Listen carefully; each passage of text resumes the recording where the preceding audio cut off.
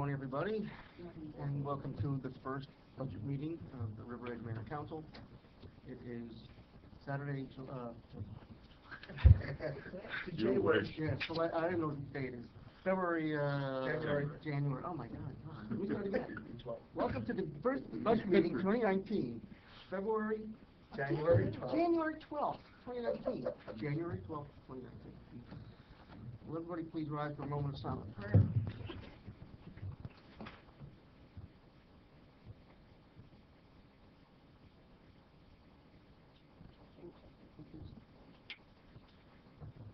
Allegiance to the flag of the United States of America and to the republic for which it stands, one nation under God, indivisible, with liberty and justice for all. Adequate notice of this meeting has been provided by posting on the bulletin board in Borough Hall, by email to Ridgewood News, the Record, and by all submission to all persons entitled to same as provided by law of a schedule including the date and time of this meeting. I would like to remind members of the public that we have 3 fire exits in the council chambers, 1 on each side of the dais and 1 in the rear. Alan, roll call. Councilwoman Kaufman? Here. Councilman Cotillard? Here. Councilman Papaleo? Here. Councilwoman Bastide? Here. Councilwoman Davis? Councilman Chiningo? Councilman Davis is absent with prior notice. With prior notice, Councilwoman Davis and Mayor Mignot. Here. Okay, Alan, here we are. All right, thank you, Mayor. If I may, again, welcome Citizens Budget Committee as well to another season, 2019 budget preparation. You should have your red book in front of you. I'm sorry, Alan, before we do, let's just let's put the name on the record. We'll just, when we have the introduce themselves. Please, Mr. How long would Ken Cronin? And Corey Calderon is ill. Yeah. And I don't know, I think, Al's been on this committee for longer than anybody can imagine. Okay. How many years have you been on here now, Al? Yeah, people, Ken's been on a long time. Lost track. Anthony's been on it since I've been on council. He's been here a long time. There's a lot of people here who have worked with us in the past and give us some valuable insight and some valuable comments. You got a good conduct model. Sorry, Alan. Quite all right. So you have your red notebooks in front of you.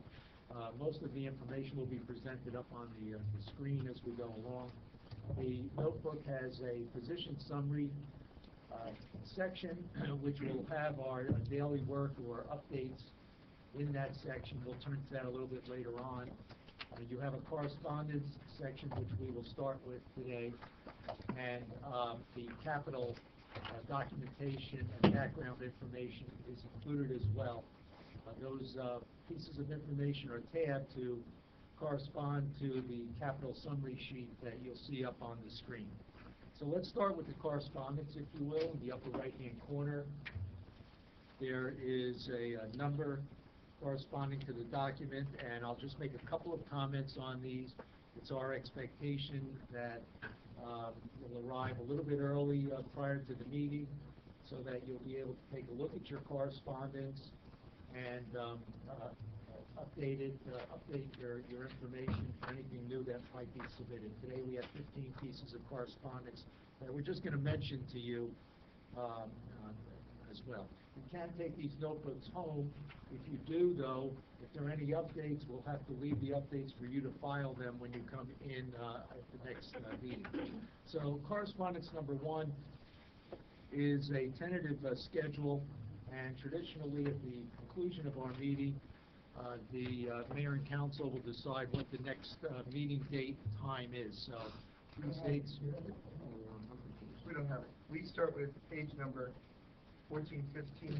No, please reverse your order and go all the way back to number 1. We're starting from the other side. And not the tab that say C on the top. No, those are the capital items. Oh, okay. Give everybody minutes to find There's a green divider in between the C's and the 1, so look for your green divider towards the back of the correspondence. I don't have to. You do. Keep going. There's a green divider in the middle. Oh, there you go.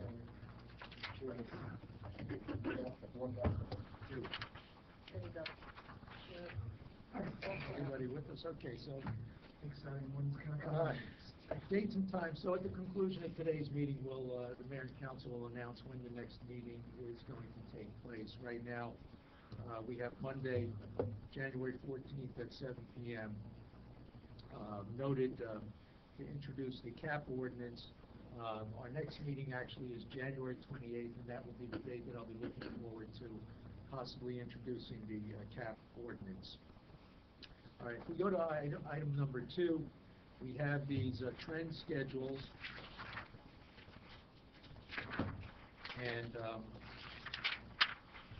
I can briefly make a comment on these if you want to take a quick glance at these, Mayor. All right, which is the first one you're looking at on the trend schedules? Are you looking at Cash flow. cash flow? Okay, so let's start with cash flow.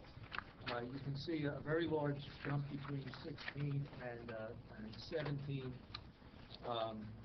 receipts. That's primarily due to the salt elimination of the salt deduction.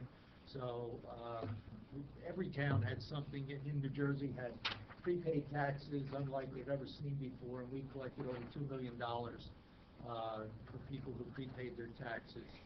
I can tell you right now, the 18 prepaid taxes are back to a normal level of about under $200,000. So that's the reason for that particular jump.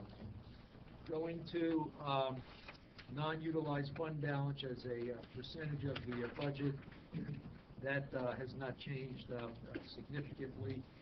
There was a slight, between 16 and 17, there was a slight jump in 18, offsetting some emergency appropriations.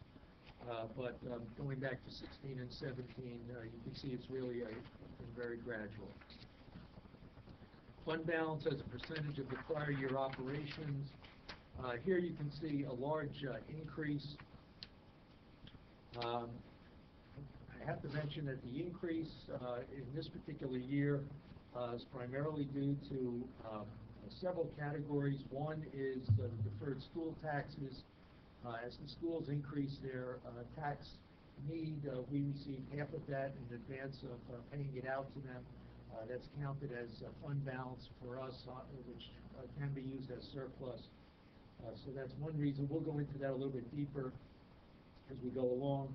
The prior year budget appropriation reserves that lapse, or the amount of the budget that was unused in this particular year was $346,000. So that was significant. But primarily, we also had excess taxes that were collected, about $200,000. The other items that really may not appear again in our miscellaneous revenues not anticipated, we had about $200,000 in FEMA aid that we recovered, still recovering from Sandy. We got about $58,000 from Sandy. Jonas, which was a recent snowstorm, about $57,000. And there were several other nor'easters that we were still collecting funds on. So my point is that's not something that normally repeats. So, if we're trying to develop a sustainable budget and approach, we really can't count on that money coming in each and every year. In addition, the miscellaneous revenues anticipated, we had a very large jump for some of the development in town of $158,000 in the construction line and police outside duty because of the utility repairs, $150,000 there, which will not normally repeat. So this was a one-year windfall for the borough in terms of capturing that fund balance. And again, the next scheduled change in fund balance reflects that as well. So I don't have an additional comment on that schedule. If you go to debt service as a percentage of total revenue, that has been very constant over the last half a dozen years. And you can see, in fact, it's a slight decrease down from 16 to 17, 9.47%.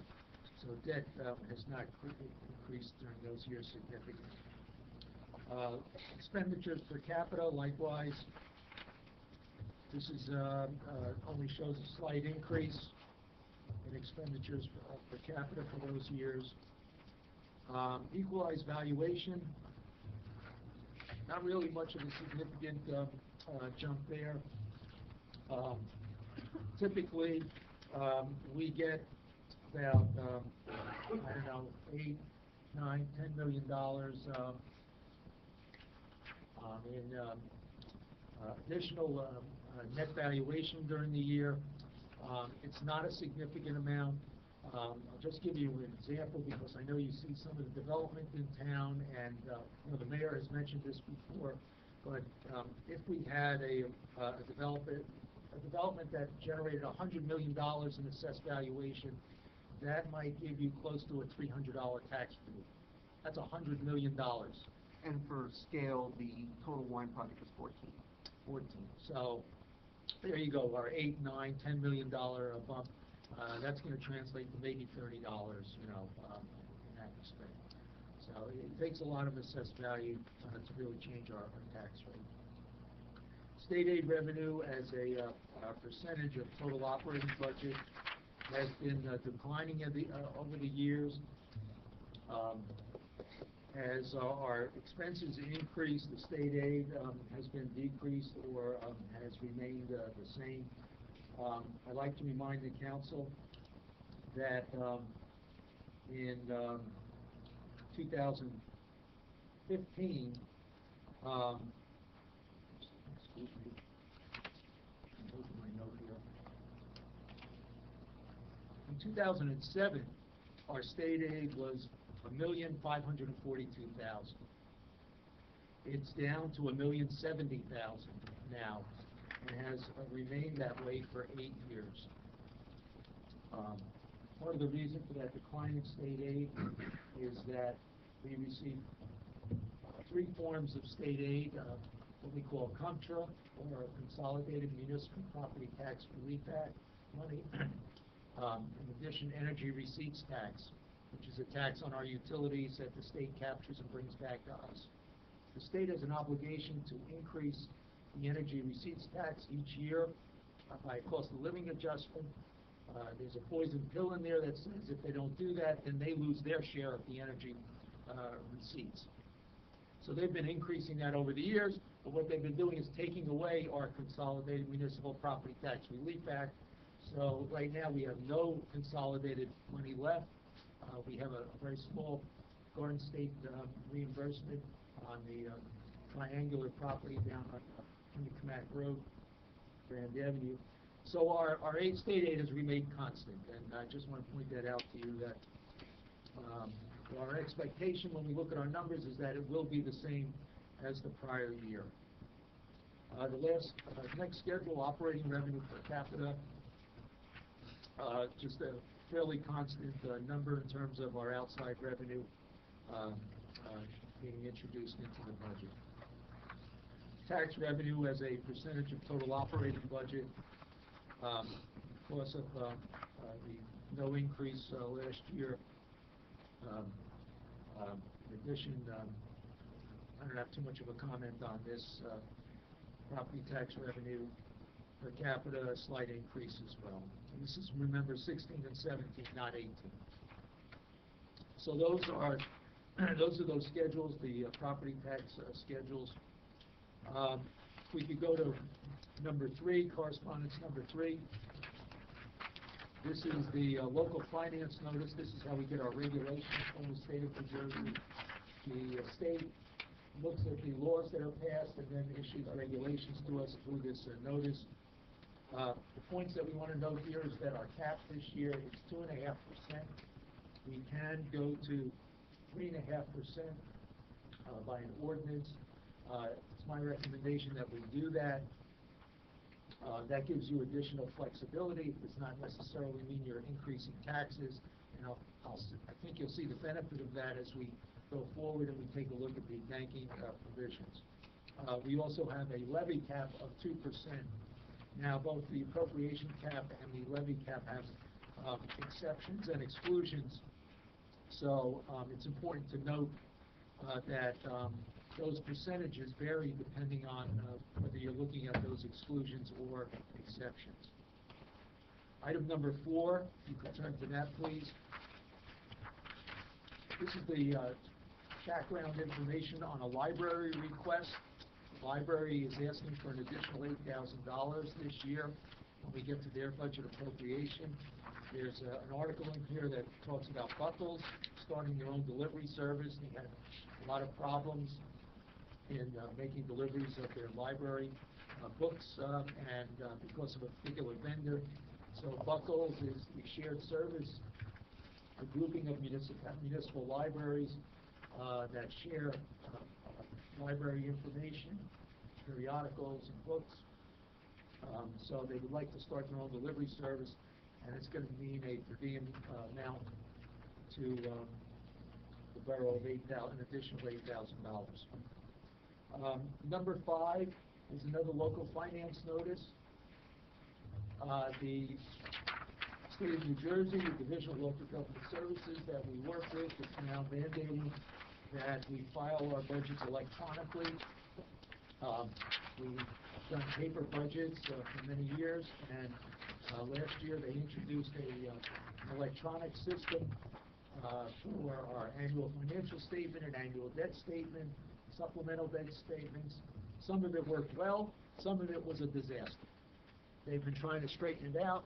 They postponed last year our filing of the budget on an electronic basis, but this year they are indicating to us that they want to move forward with doing the budget on an electronic basis. So for the finance staff downstairs, myself, this will be an additional burden in trying to accomplish getting our budget done on a timely basis through this new software. To give you an example, I sent on the annual financial statement filing last year, I sent over 36 questions and observations about the program to their programmers, who had to get back to me to fix some of the malfunctions that we experienced. Number 6 is an updated report from Moody's Investors Service. We are rated AA2 by Moody's, which is 2 steps away, well, 1 step away really from a AAA. Moody's ratings go AA2, AA1, and a AAA. So this is very good news. It's a very complimentary report, so I thought I would include that for you. In addition, Standard & Poor's, we are AA plus, stable, and the next step would be a AAA for Standard & Poor's. Number 7 is the calculation, the appropriation calculation that the state promulgates. So I've included this just so you can see that the state does calculate what the allowable amount of our appropriation will be to calculate the 2.5% of the 3.5% cap. Again, I'll take you through this step by step when we get up to the screen and the cap calculation to show you how this works. But what I want you to note on this page is the banking provisions below. For 2 years, we're allowed to carry forward additional budget authority if we've gone to the 3.5% and our actual budget is below that number. So you can see the 217 bank has an excess in there of $326,212.01. So that could be applied to our budget this year if we, don't comply with the 2.5% this year. In addition, you also have the 18 bank, $230,099. And again, I say this does not mean that you're increasing taxes.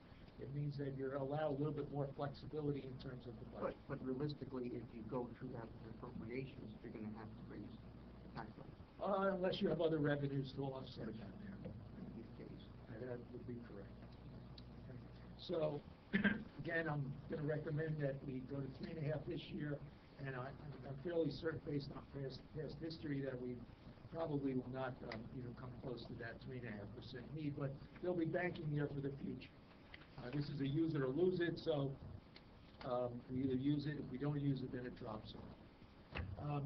Number 8 is some email correspondence with the water company.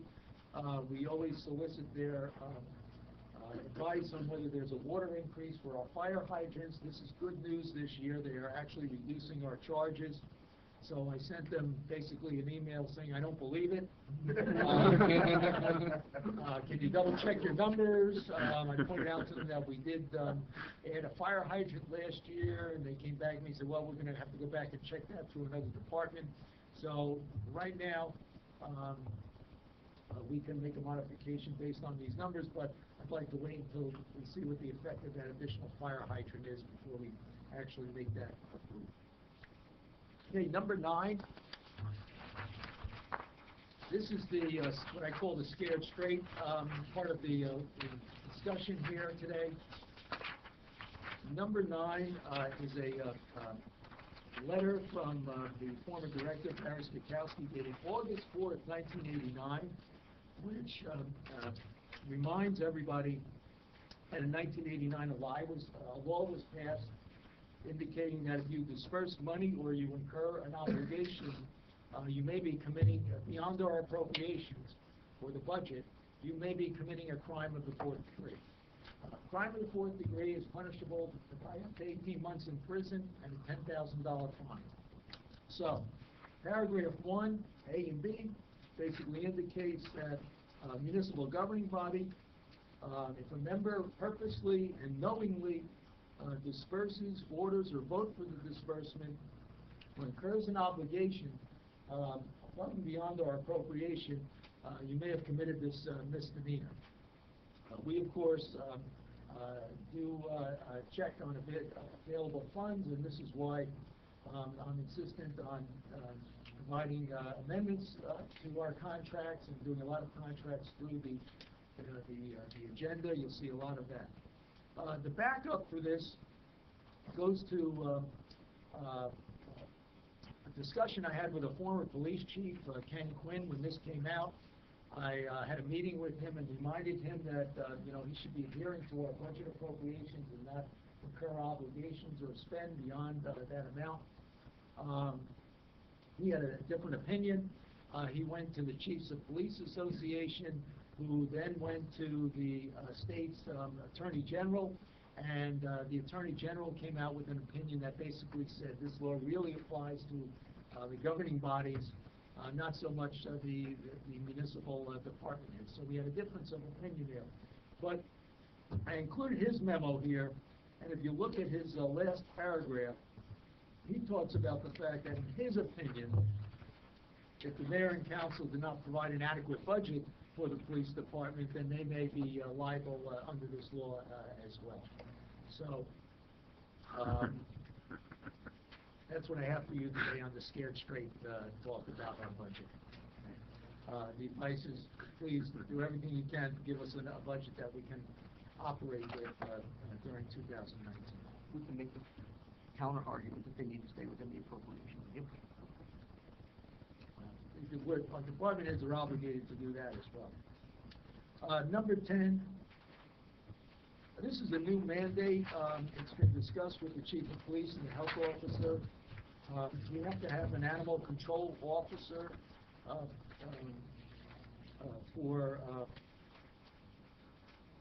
according to a new mandate or state statute, an animal control officer. In addition to services, if we have an animal that requires medical aid or housing and other services, then we have to provide those services. The County of Bergen is doing this on a shared basis. We've provided information to the council in the past on this. The best option, at least for the time being, is option number 1, and that's included in your budget. So we've met this mandate by going through this additional option with the county and having them provide these services. But this information is here for you to take a look at. Number 11 is published by the state in terms of any banking that we have with the levy cap. Just like the appropriation cap, you can set some additional authority aside. We have some additional levy cap. It's generally generated by the fact that we've been below our 2% levy cap in several years in the past, and therefore this additional amount really can be used by us in this year's budget. So you see some of the levy cap banks here, and we can talk a little bit more about that as we get deeper into the process. Number 12 is an estimate from the Borough Engineer's Office, Costa Engineering. The mayor and council, as part of their discussions, have indicated that they'd like to see some striping on Continental Avenue to create traffic compliance in that area. The quote is about $5,600. I've included that in the public buildings and grounds budget, so that this can be done as soon as the mayor and council indicate they'd like to go forward with it. We've also pointed out to the Borough Engineer's Office that the county has a bid on striping that we can utilize without going out to bid, because we're part of the Bergen County Cooperative Purchasing Group. So that would eliminate any sort of quotation or bids if we go through the county's vendor. Number 13 is a little bit of a trend report on the health insurance. The first page tracks the increases in just one of the plans, but those increases are usually fairly typical of the rest of them. So we're looking on the health side, health insurance, we're in the state health benefits plan, which is a pooled concept. We have about a 3% increase on the rates in that plan. The schedule behind it is a listing of the types of coverage that we have, whether it be employee only, husband and wife, family, or parent and child, and the a head count as to how many are participating in the plan. And basically, through the efforts of the mayor and councils over the years, we've trimmed back our staffing of full-time employees. We utilize a greater number of part-time employees now who are not eligible for health benefits. So you can see in 1989 we had 74 participating in the plan, and in 18 we actually had 52. I have to make one adjustment on this for employee who left and hasn't been replaced yet. But so we're around 53 or 52, and you know, we're down about 30% or 22 positions in our health coverage just through the efforts of restaffing the employees over the years. What's the number in the 19 budget? It'll be close to that 52. Right now, it's elevated because the departments have made requests for additional positions. So the full personnel subcommittee meets, and they are meeting Monday night to discuss some of these requests. You know, then I would be making adjustments on the health side too. So it's a little preliminary to tell you, oh, we have 65 positions in health, when in fact we're not going to end up with that many after personnel takes a look at some of these requests. 14 is a copy of some information on the New Jersey Library Construction Bond Act. Right now, we're still awaiting the guidelines and requirements to make application under this.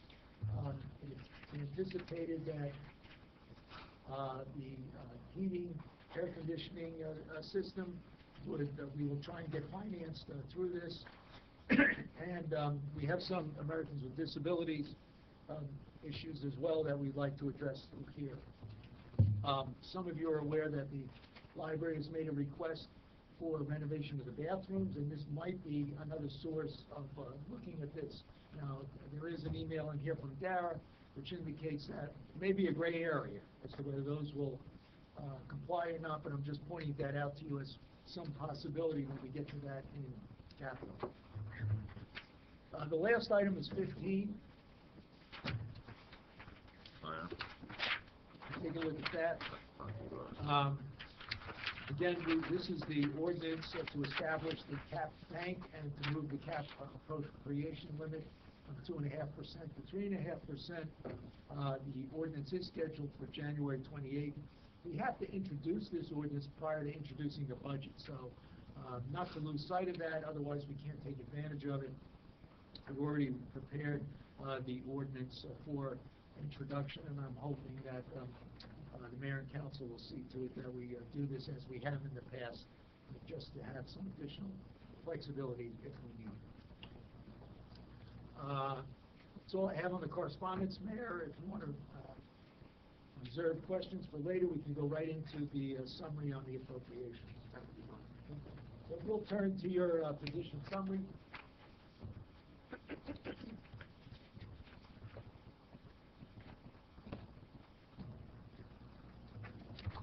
Bring that up on the screen.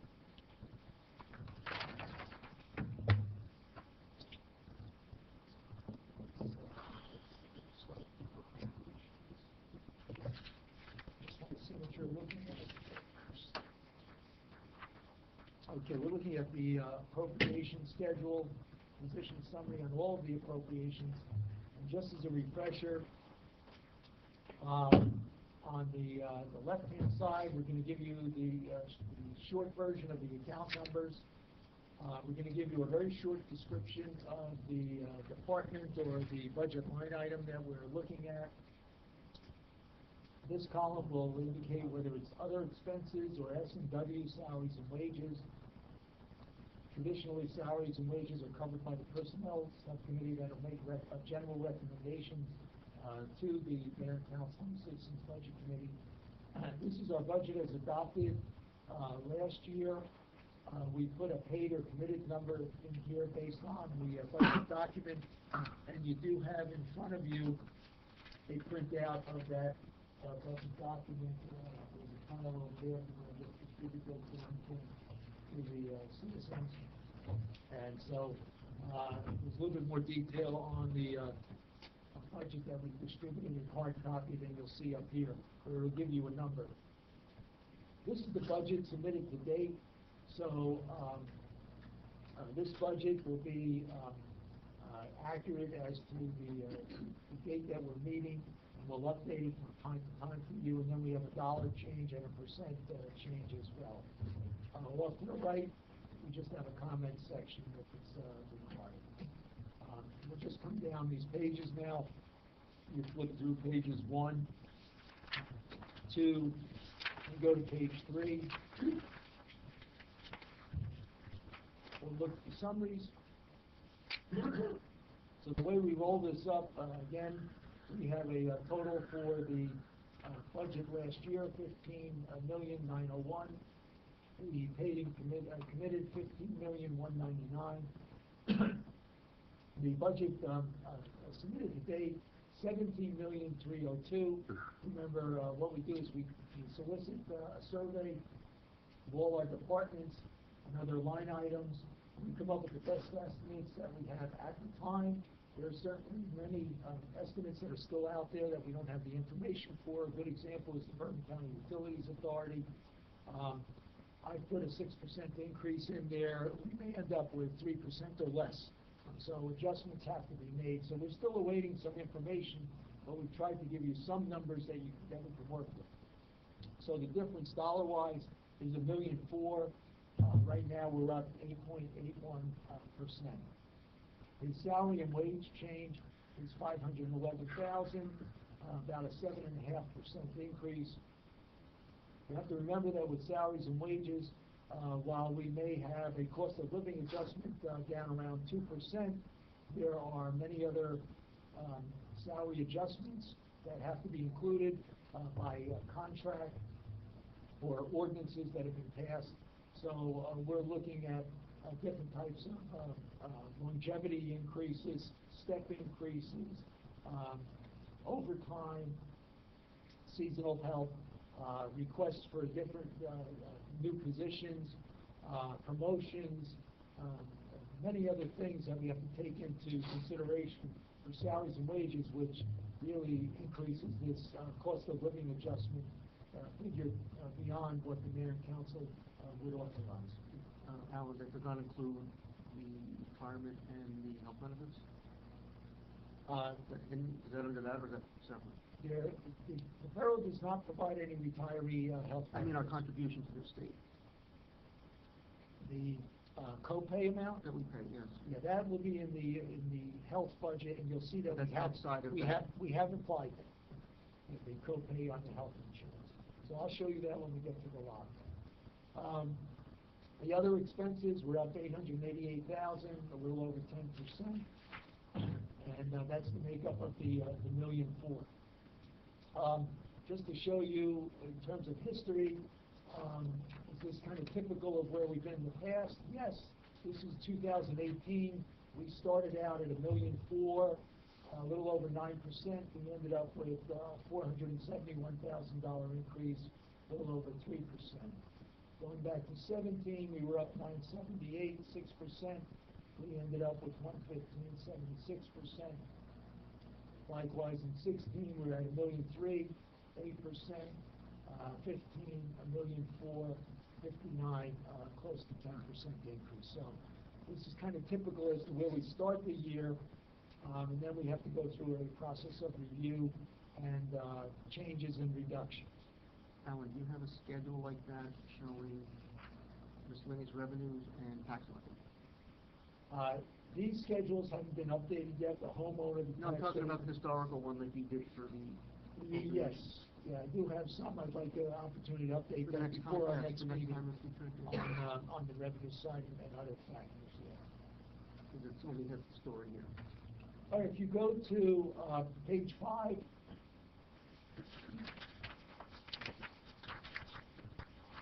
we have this little schedule. I don't want to damper your enthusiasm on the budget, but I'd like to point out of the $1.4 million, these are all the non-discretionary increases that you're confronted with. So if we have an ordinance on the salary, the cost of living adjustment, as we do for the non-contractuals, that's already been passed by the council. We have contracts that we're negotiating currently with the DPW and the police. If those are settled, then that's really out of your realm of doing something with those. The debt is fixed, deferred charges and emergencies that we've experienced in 18 that we must raise in our budget. You have a little bit of flexibility here on the sewer, the garbage, the landfill, the stormwater, but not a lot. There's a lot of mandates here. We're going to get a bill on the sewer. We have a contract on the garbage. We're out to bid this year for future garbage contract. The landfill, we can look at that a little bit, but not much. And stormwater are several of mandates. These are all statutory increases or changes: pension, Social Security, unemployment, LoSAP, utilities. I can't vary too much based on the climate.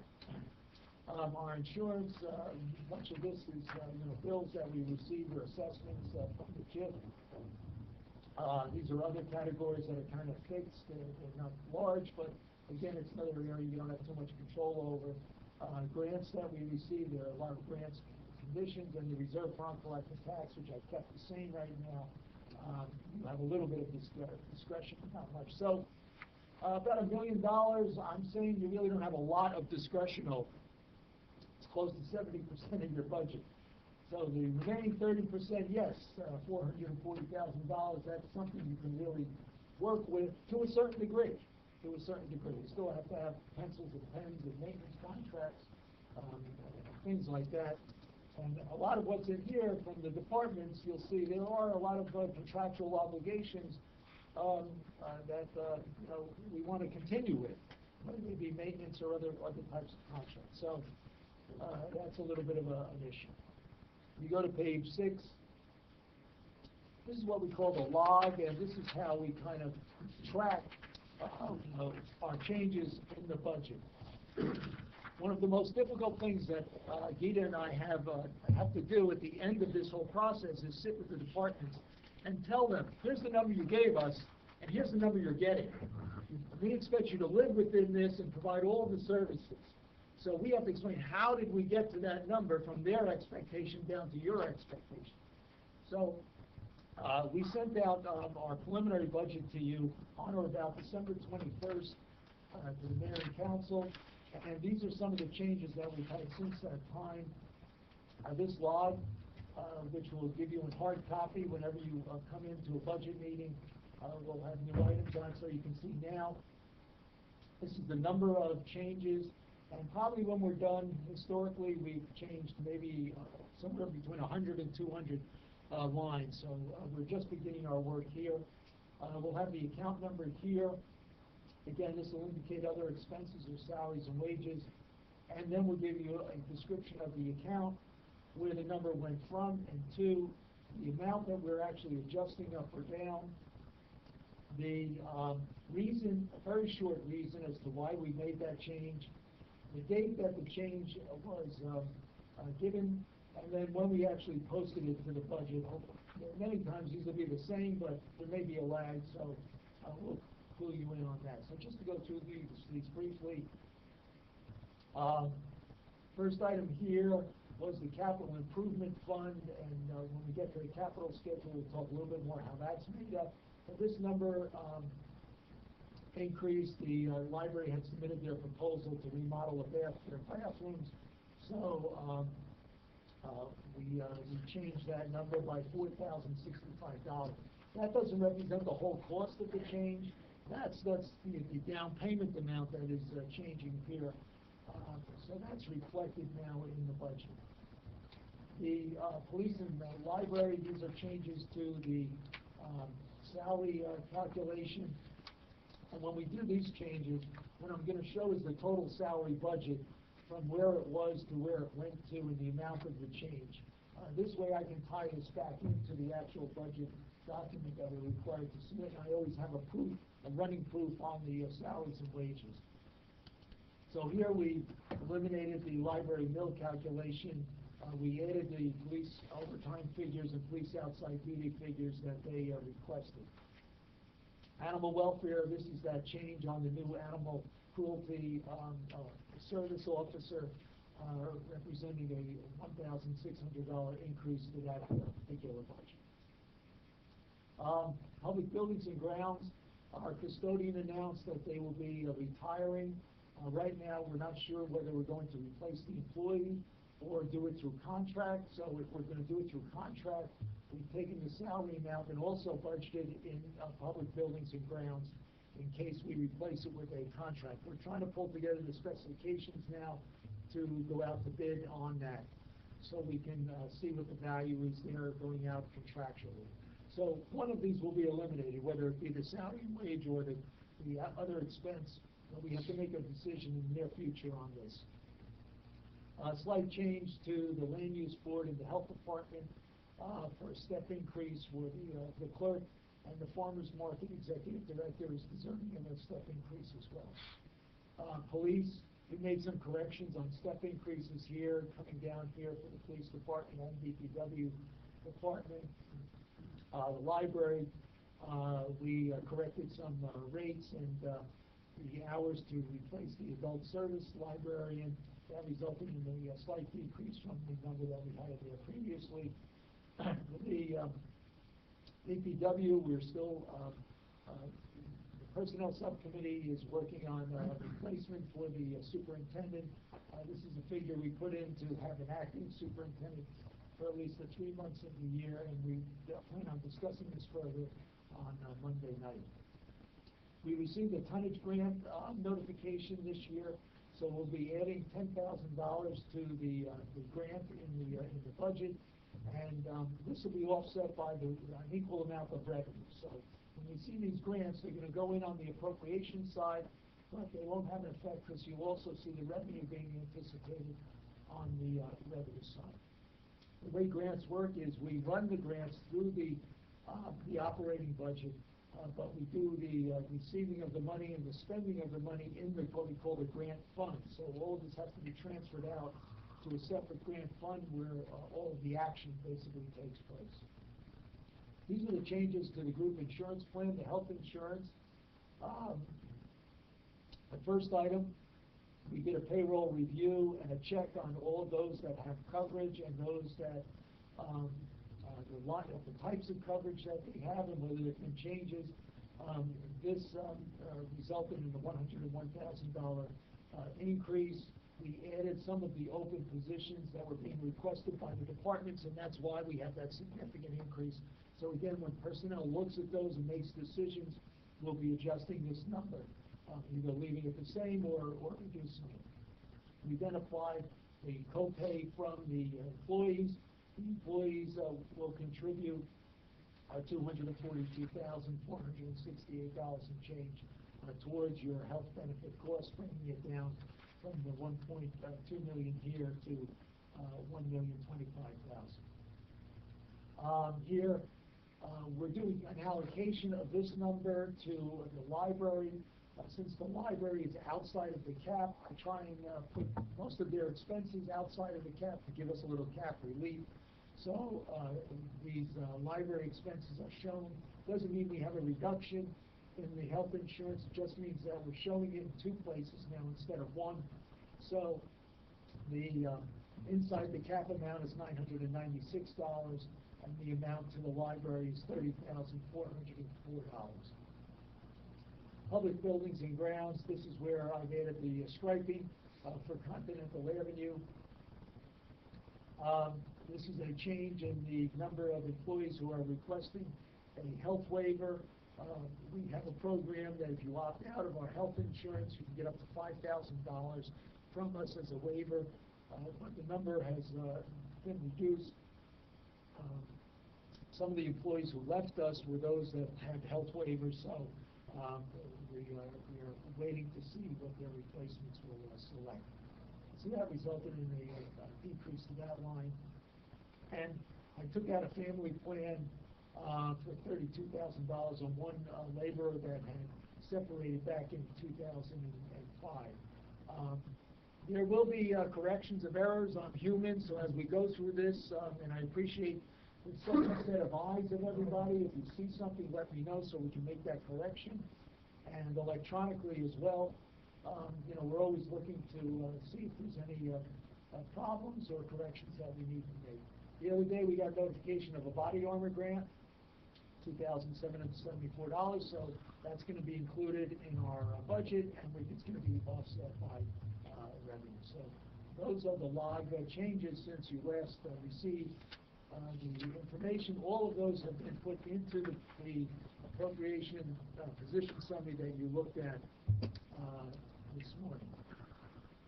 Page 7, if you go on to that, this is an explanation of our cap calculation. Take a little sip of water here.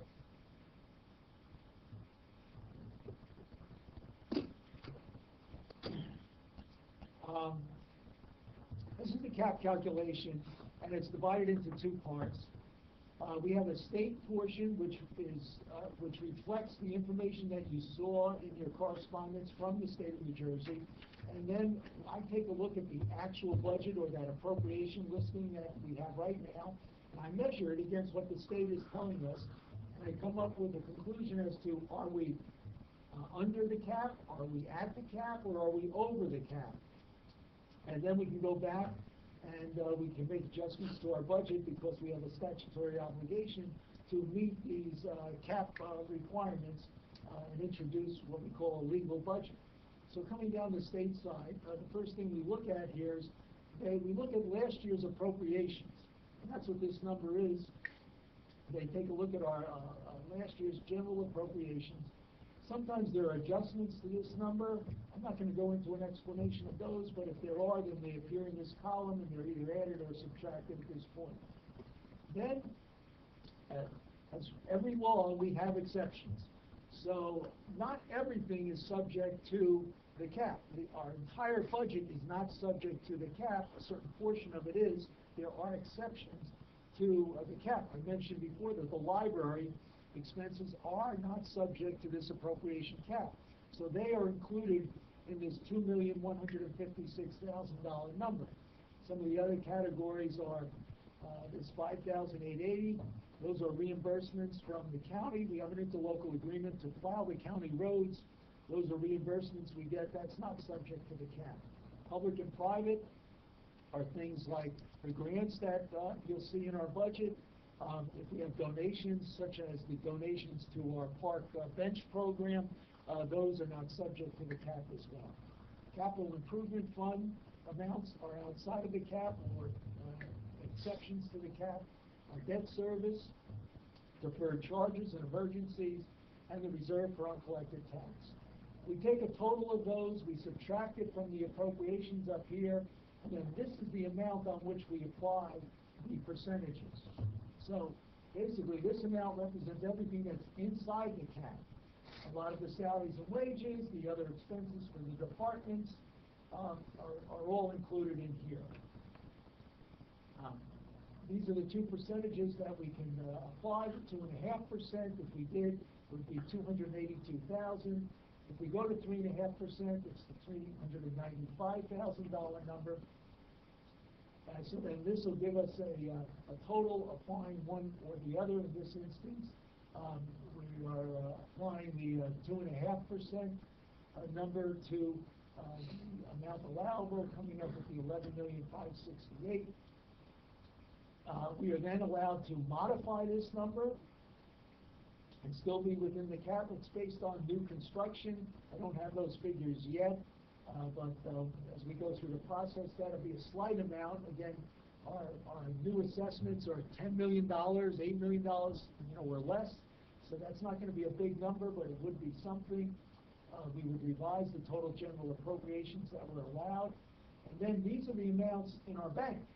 So if we were over this amount, we could apply the bank amounts and get to $12,124,000 if necessary and still have a legal budget. Okay, where are we now? Right now we're at $17,302,000. Here are the exceptions that we have in this budget so far, which leaves us $12,599,000. So at these various stages, we're over $1,030,000. We're still over here after applying the 2.5% and the modifications. And then if we applied the bank, we're still over $500,000. So we have work to do to get to this appropriation cap. And that's really our first charge. Once we get to this point, then we can start to take a look at revenues and the levy cap as well to see whether we can meet that obligation in terms of how much taxes we need to support this budget that is at least at this level. All things being equal, if we raised appropriations $474,000 and assume that revenues aren't going to go up that much, so the tax levy is going to be adjusted by the same amount, right? That would be about $130 increase. 123.88. Okay. That's where we stand as of today. No, that's if we get down to the 400. If we. Right now, my calculation's around 400. Why? Yeah, that 400 is worth 100. No, I mean, my increase as of now is about 400, right? 3 and change. That might change slightly. I'll just mention some of the other schedules that we have here very quickly. The mayor alluded to it. We have a revenue schedule, so we will be looking at the different types of revenues that we have other than property taxes. We'll be showing you the amounts that are budgeted, what we actually realized, what the recommendations are. This information and the appropriation information roll up into a tax rate schedule. We do some calculations here on what we call the reserve for uncollected taxes. I'm not going to go into that right now. And then we'll come up with a local tax rate as well. And all of that will finally roll up into a homeowner effect. So we'll be able to see the homeowner effect on the local tax rate and overall tax rate on homes of different values. I have the valuations running down the side here so you can see what these increases would look like, going down to about $750,000. This is what I call a typical home, $385,000. That's an important number because when we calculate our tax rate, we're not going to do it for all. We will do it for all of these, but we're going to look at what we call the typical home. The typical home is developed by looking at our assessed valuations for our residential properties and divided by the number of residential properties that are on the books. You may think of that as an average. I prefer to call it typical because we get into discussions, well, is it a median, is it a mode, is it an average? But 385 is where we're at right now based on the last duplicate or revaluation that we did. In addition, another important note or number is the assessed valuation, and if you want to know what 1 point or 1 tax point is, then you move this decimal 4 places to the left, which gives you 145,904, which is the number that you could use for every tax point. 1 tax point on this typical home is going to be $38.53. Okay, so that's what you want to keep in mind. If we're trying to cut, we're trying to get a certain tax rate, then you're going to have to either cut your budget by 100 for every 1 penny or 1 cent. 1 point, you're going to have to cut your budget $145,000, or you're going to have to increase your revenue by $145,000 for every point or penny on the tax rate. So those are some numbers. We'll come back to it and take a look at those. Okay, the last schedule that I have for us to just take a look at is the capital. So if you want to turn to that, you can go through that. At this point, you'll maybe take a break. One question on the appropriations, what contributes to the big increase in the police and fire retirement payment this year? We don't know. Well, we get a bill. Yeah. We get a bill. But PERS didn't go up, but just the police and fire went up. No, PERS went up also. But not as much. Well, no, but, we $24 increase is a lot for a year. We discussed this somewhat in the Finance Committee, and what I tried to describe to the Finance Committee from a layperson's point of view is the pension bills are based on the amount that the town puts in, and the town is based on an actuarial estimate of what those needs are, and the towns, this municipality and the others deserve a lot of credit, and the counties as well, because they've always put in what the actuaries requested. That actuarial bill is their projection of our needs based on salaries from 3 years ago. So 3 years ago, you'd have to take a look at those salaries and see what happened.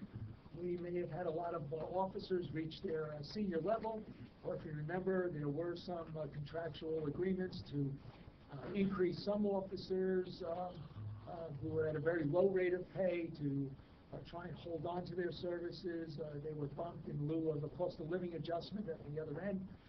So there may be some reasons why we had salary increases 3 years ago.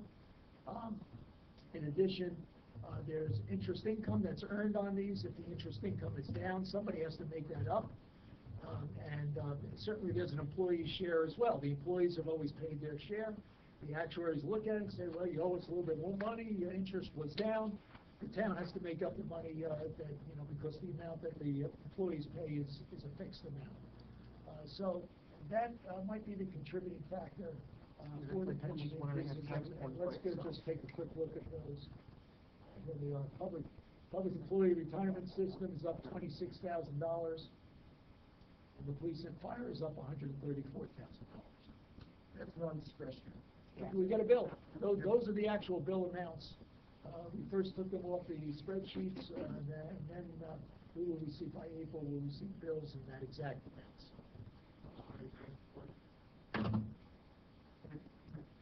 Check was 143? Was what? Check. 145. I think they're 145.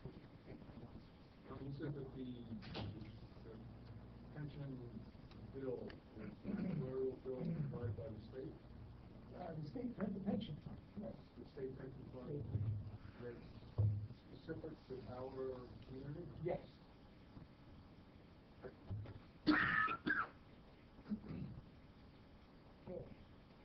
Okay, we're going to go to capital, and we should have in your capital a listing of all the capital items. Just for relative, or for comparison, those increases on the pension account for $42 of the projected $400 increase in and of itself.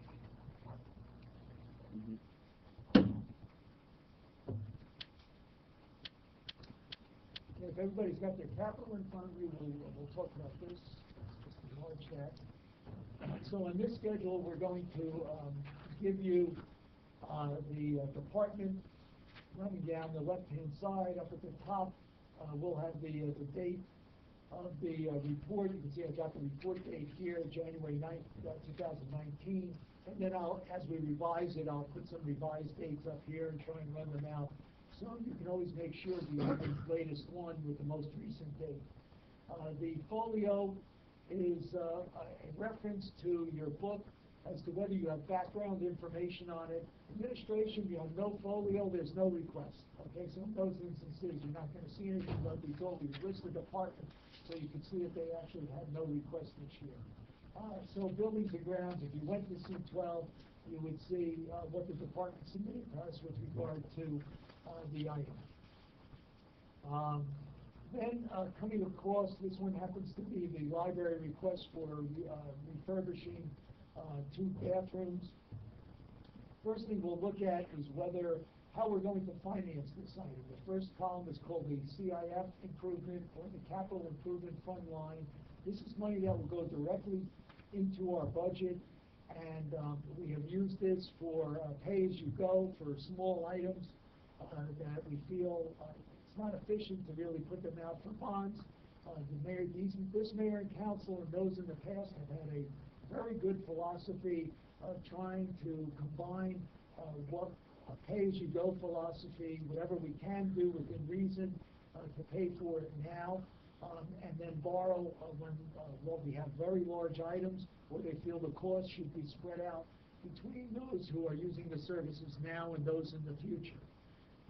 So you'll see a combination here, and these are small items. Right now, I've used my discretion to list these items in the capital improvement fund as pay-as-you-go, or I may reallocate what the departments feel are capital items back to this column because they may not be appropriate for issuing long-term debt. So sometimes the items find themselves in this column for that reason as well. The next item is, again, the capital improvement fund, but by law, when we want to borrow money, we have to provide a 5% down payment on that borrowing in advance of doing the borrowing. This goes back to the very conservative nature of our accounting and finances in the state of New Jersey. Here, you're thinking about making an improvement, and they wanted you to have some cash in hand before you even borrow any money on this. So we're required to come up with a 5% down payment. The remaining portion is bonds. This amount, this column also goes into your budget, so you can keep an eye on that. The bonds are our borrowing for a future issue. It could be temporary notes or short-term notes, or it could be permanent financing later on. So we have a total of the future borrowing here for you as well. This column is used, the budget column is, if the department came in with something which I deemed not a capital item, it would have to go into our operating budget, and I would put it in this column, which would then feed back into that appropriation listing, but we don't have any at this particular point in time. If we're going to do a borrowing and an ordinance, we are permitted to put in there a contingent amount for other expenses. So you will have costs of borrowing. There may be marketing costs, legal costs, advertising costs that we have to, professional fees. So on each one of these ordinances, we've calculated a small percentage of that ordinance and said, okay, we'd like to raise that money as well as other expenses so we could accomplish the borrowing. We've combined all of these numbers into what we call a total approved. So this would be our cost for those improvements that the departments are recommending, keeping in mind that this number will probably be slightly different than what the number is that the departments have come up with, because they're not looking at these other costs that have to be added. The mayor and council, as one of their pay-as-you-go methods other than the capital improvement fund, has said, let's take a look at our ordinances and where we can raise 1/5 of those in advance of actually borrowing it, and thus we would avoid putting those out for permanent debt, which is going to incur interest over the life of that debt and increase the cost. So if we do that, we can basically pay these down. The state of New Jersey and your auditors will look at all of your issues and see which ones are over 5 years. And if you have those that are over 5 years, and you're not making a good faith effort to raise the cash to finance them, that's gonna be a recommendation in the audit. Those audits go to the state of New Jersey, who will look at those as well, and you may find yourselves in the position of them coming back and saying, we must now look at financing some of these ordinances that you've been requesting. So what we do is we come up with a 1/5 amount of the amount of the bonds and the borrowing that you're looking at, to give you an idea as to what that deferred charge unfunded would be, that 1/5 payment, and we're giving you a total on that. So to keep that in mind, we're going to do some borrowing. What if we want to raise some of it in the budget? What's that going to look like? What's the impact on the budget? Over the next 5 years, you have a 1/5 amount on your budget. Then, at a suggestion of one of our Citizen Budget Committee members, they requested that we project out that permanent debt. What would that look like if we went out and borrowed that money at a particular interest rate? So I come up with a calculation here on what that would be, and I do that by going down to this worksheet that I developed here. I take the amount of the borrowing. I'm using 2 3/4%. Looking at the principal payments that would be required. I'm applying the interest here. I'm coming up with an annual amount of interest, and then I can come up with just basically an annual average payment of principal and interest. What would that look like? What kind of a burden does that create on the debt position? And that's where I come up with this $8,000 number. So if you want to borrow this money, you're going to end up paying $8,000 a year on it in principal and interest payments. And that's what this column is. Then we have a total denied. Now, I did mention, this column is entitled total approved. It's not total approved now. It will be the total approved later on. So right now, it's up for discussion, but that's why that total says approved. If you deny something, it'll appear in this column. And just as an example, if you deny these bathroom improvements, I would also list a reason as to why. Maybe it's the New Jersey Library Construction Bond Act. And so that we have some explanation. When I sit with the departments as to why it was denied, I can explain to them the logic in doing that.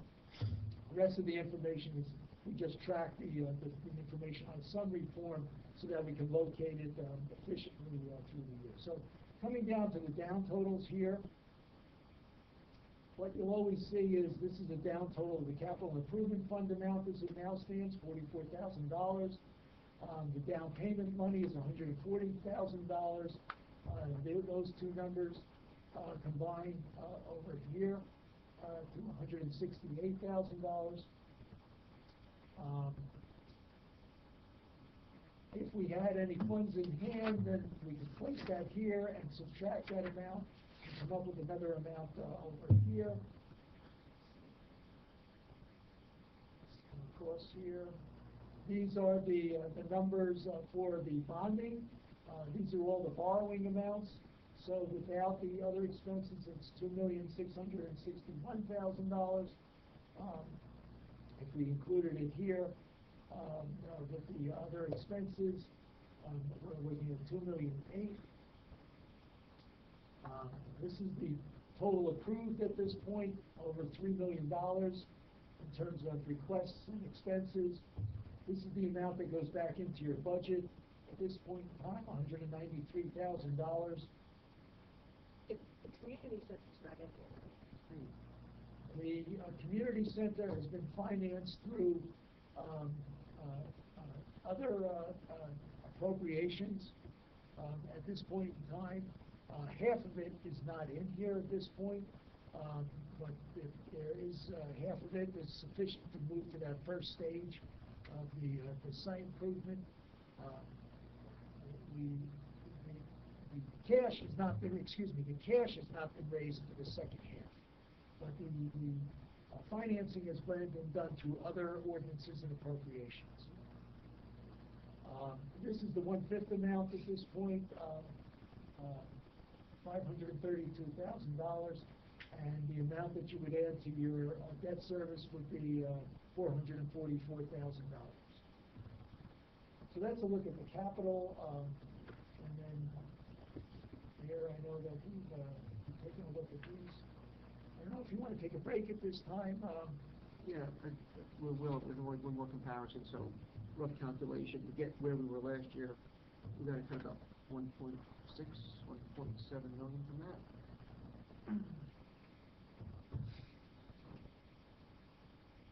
That's the automatic looking forward. Okay, what's the pleasure of the council? Great. We'll adjourn in 5 minutes. I'll take it tomorrow. We'll do, we're back in session. Alan, please take the roll. Councilwoman Kaufman? Yes. Councilman Cordier? Here. Councilman Papaleo? Here. Councilwoman Bastide? Here. Councilwoman Mary Davis, absent with prior notice. Councilman Kiningo? Here. Mayor Mignon? Here. Now, so, Well, Mayor, at this point, I guess we have to come up with a strategy as to how we're going to approach, how we're going to examine the different items, both on the capital list and the other expenses. Right now, we do have a personnel subcommittee meeting scheduled for Monday night to review some of the salary, wage, and personnel matters. So that group can report back. If your next meeting is next Saturday, that would be a report that personnel would make back or direct me that night to make log changes so that they could be reviewed by the full mayor and council and citizens budget committee.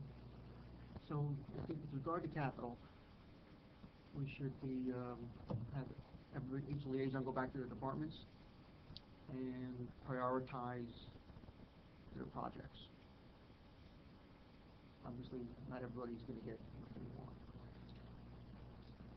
Personnel meeting, my thought is that we just let the, finance committee have a chance to look at the operating expenses, like personnel will do on the personnel as a first cut. Okay, then I need some direction on when finance committee would like to. That would be, that's up to the committee. And in that case, I don't really think it'd be necessary or prudent to have a meeting next week. It's the holiday weekend. I think we gotta give people time to come back with the capital priorities, you know, and then finance recommendations. So, I don't know how much progress we'll make until those things occur. And you have a meeting scheduled, I think it was Martin Luther King Day itself, it's holiday.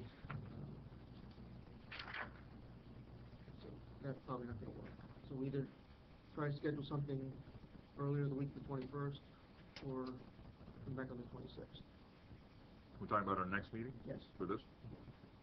And in the interim, everybody will get the capital, and we'll have subcommittees meet, Yeah. and then when we come here, we'll have our, at least we'll see what the results So are. we're canceling the meeting on Monday the 14th. Yes.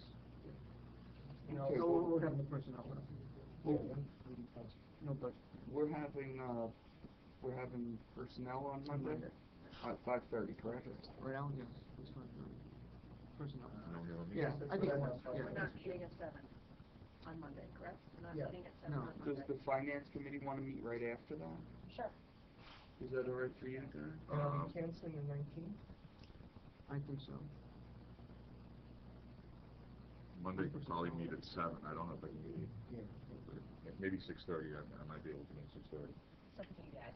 Okay, I mean, we're gonna be here at 5:30, so if we, for the personnel. Personnel will be, So I'm fine with meeting at 6:30 or 7 on Monday.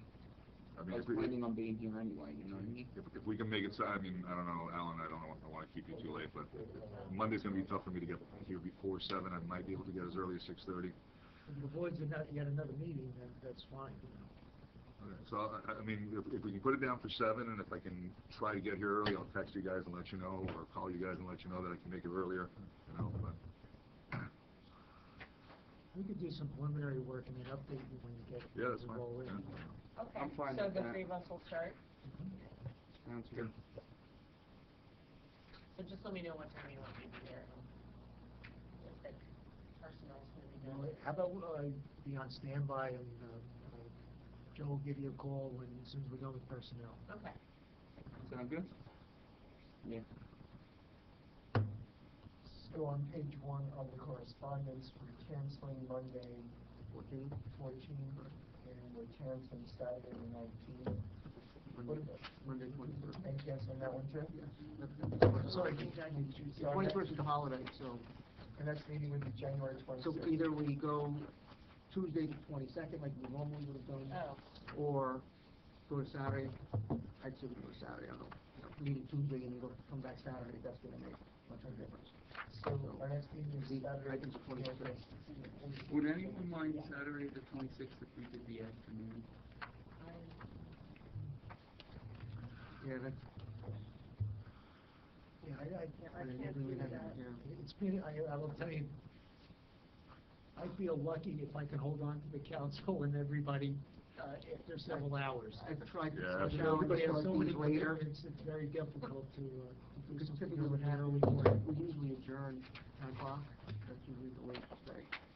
And once you start going past it, individuals usually have other obligations they have to get to, so really don't get much done after 10 o'clock a lot of times.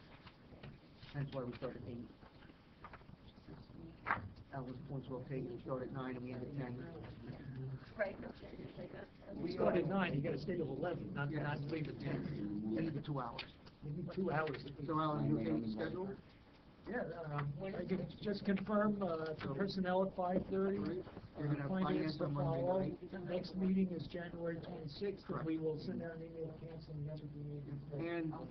And Alan, if you could maybe book all the recommendations prior to that and send the position summary to everybody, at least they can look at it before we come in on the We'll 26th. get the personnel and finance onto the log, and we'll send that out. We'll send you, what you'll get is you'll get my email with this whole file in it. So you can then take a look at your log and appropriations. Understand that some of the information isn't updated on the revenue schedule and things like that. Okay. So it's 26th at 8, as I mentioned. Alan, would you put that on the website, because I know we published, it's another ramp. Yes, that's a good point. We've had that advertisement up there. I'll speak to Stephanie about any modifications she may have to make in terms of notices to newspapers or anything.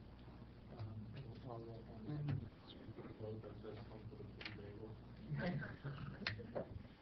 Stay for the pleasant conversation. Whether you, I don't know if you have them developed or not, but I'd like to see the historic schedules of revenue and tax levies.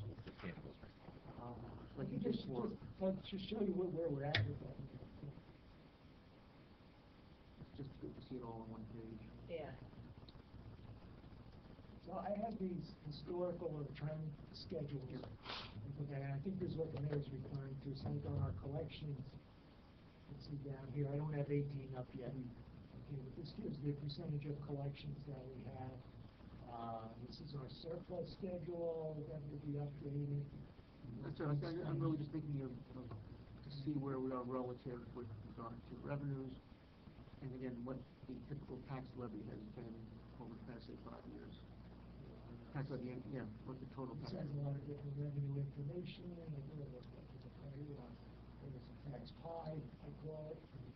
And the rates that we pay and amounts, But I think real dollars is what, So I'll get these all updated, through 18. So you can, see what these are, and then, any of those, any of the data that's available for updating the trends for 18, can you just look at that then? usually I don't go back and redo all of those, till the following year. At some point, I'll have time to do that, but. We might have to look at a couple, because again, it's relative in its consistency, so we don't know how we're gonna compare it to last year.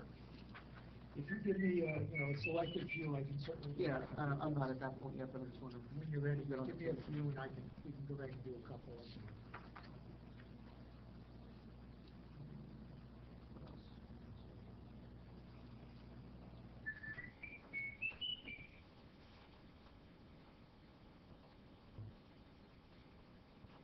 Something else, but I can't remember, I guess what the other for. Just on the capital, I think there's a real need to take a look at what the departments want and what they actually need. And as you suggested, Mayor, develop a priority, top to low, as to what's most important for them. They can look at other things such as, can we postpone something to a future year? Can we phase it in instead of the whole amount? So, it should be a hard discussion with those departments as to the whys and wherefores, and really be prepared to make recommendations when they come back, not just have open discussion on some of these items. And eventually we'll get into what's remaining in the Open Space Trust Fund. Yeah, we have open space scheduled early, I think, the late January meeting, so that we can get an idea as to what's available and what allocations are being requested by what departments, and how you can use that money, for the maintenance of the parks, and whether there's some things in capital that can come out and go into open space at this point in time to relieve the budget of those obligations. And I guess you have the financials closed for already, what date in January? February 10th. February 10th is the date for everything, including surplus and everything else. That's everything, and shortly thereafter, we hope to close out, roll over the system, and start anew. I have the annual debt statement is due by January 31st, so I will be working on that this week. I might have that before the close of the month as to where the debt statement stands. We'd like to have the meeting after that, so we have all the finalized numbers that we're working with. There has been a budget extension because of that FAST system, so they've extended our calendar slightly, which gives us a little bit more budget leeway before we have to introduce it by statute. So that's a help. Yeah. Anything else? That's all I have. Question. Are there any questions? Martin Luther King Day, do you do anything? Yes, it's not a holiday by our country. Yeah, 'cause I'm trying to figure out when I'm going to be able to see them if I'm going to be working on this. Thank you. Any other questions, comments from the council? Questions, comments from our citizens? You guys are veterans, so you know where we're going, how it's all.